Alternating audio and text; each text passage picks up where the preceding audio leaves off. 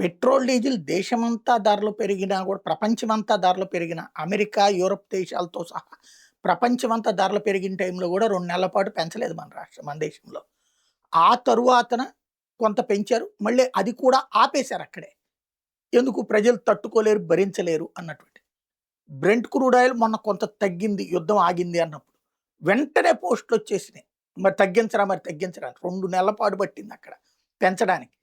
అది కూడా అతి పరిమితంగానే పెంచారు. నెలకు 30,000 కోట్ల రూపాయలు ప్రభుత్వం భరించింది. ఆ ఆయిల్ సంస్థలు భరించినాయి. ఇది దాచేసి మాట్లాడుకొచ్చారు. ఇప్పుడు మళ్ళీ మొన్న తగ్గగానే అన్నారు.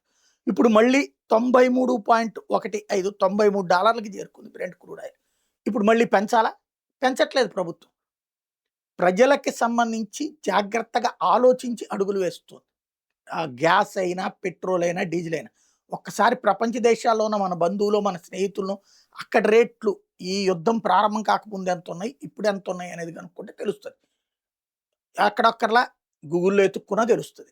కానీ మనకి ఎతుక్కోవడం నిజం కంటే గూడా అబద్ధ ప్రచారం ఇష్టం కావడమే ప్రమాదం.